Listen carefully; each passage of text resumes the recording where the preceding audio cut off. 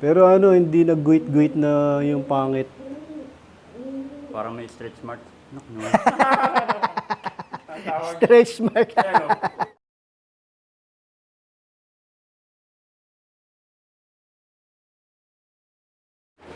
Welcome back mga kalapatids. Maraming salamat syempre sa Kalapatids Breeder and Flyer Mix ni Boss Ronald Gonzales. At sa Royal Feathers ni JPH Lop, panglagay sa batya.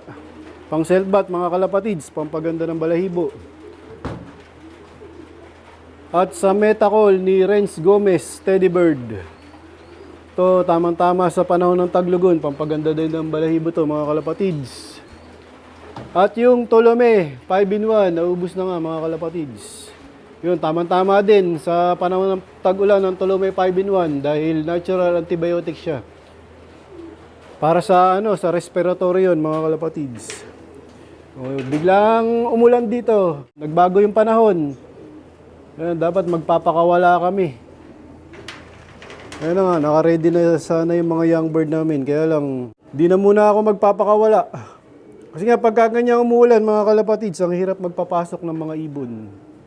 Lalo na yung mga bagong tinuturuan, hindi pa naman to. Ayan, lumabas na isa. Yun, excited tong isa, lumabas. Buti, sarado yung pinto. Dito na nga ako sa loob.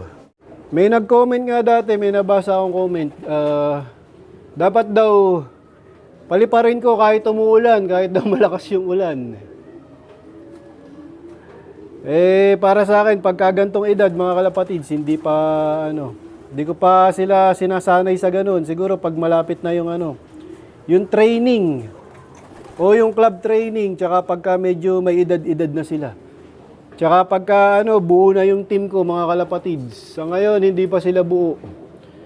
Ibig ko sabihin, kapag nandito na lahat yung panlaban ko, tapos wala na akong tinuturuan na mga inakay, o dapat yung talagang lahat sila rumuronda na, nakikita ko ng malakas mag-ranging. Tsaka natin gagawin yan mga kalapatids, yung pagsasanay sa mga ambon-ambon na yan.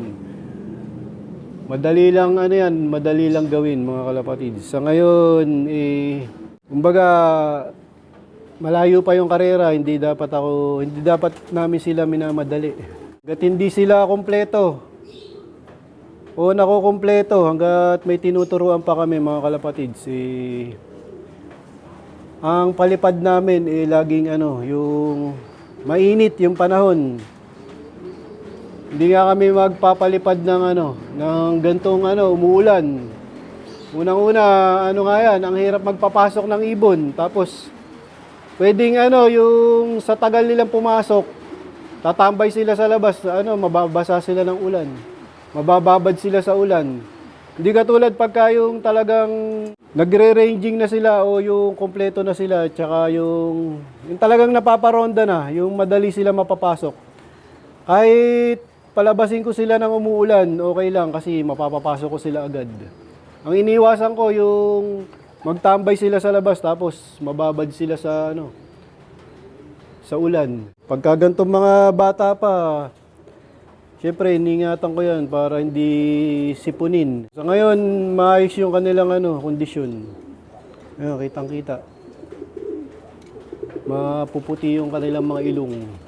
Tapos, siyempre, pinagsiselbat natin yan once a week. Nang merong bath salt di JPH Loop. Tapos, siyempre, naka-red drops lahat yan. Para hindi sila kakamot-kamot, walang hanip at kuto.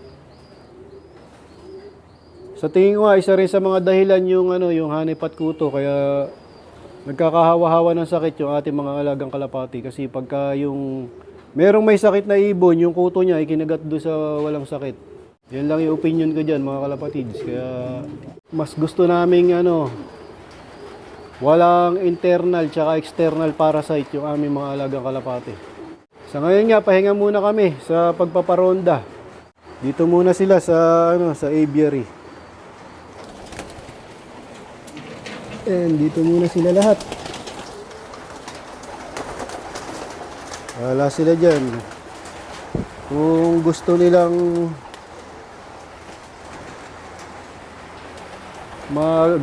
maligo sa ulan.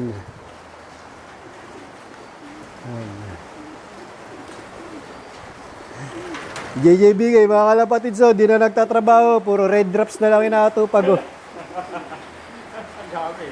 So ba, ano? Manager ka ba ng red drops? Oo, manager to. Pag gusto nyo umorder ng red drops, mga kalapatids, PM nyo si JJBK, ang Sakulam. Yan o, Fabian Richie Rivera. Si Richie Fabian Rivera, tsaka si Jory Imson.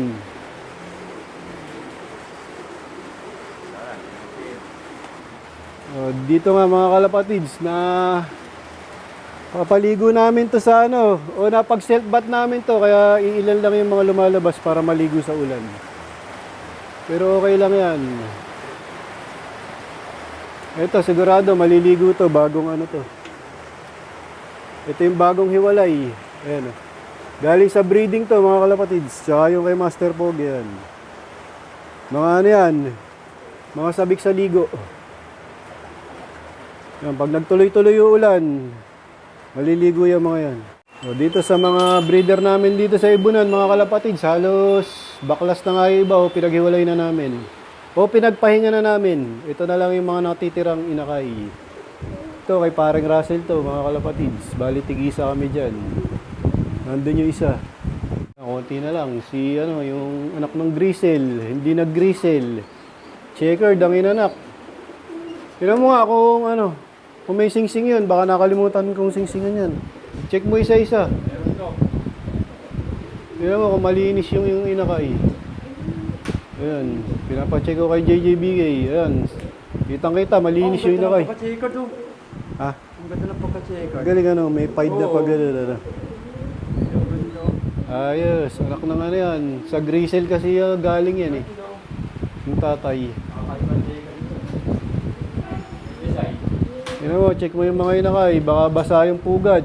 Dapat ano yan, tuyong-tuyo. Iyo naman. O yun, ibig sabihin maganda yung ano, pagkaka-breed sa kanila.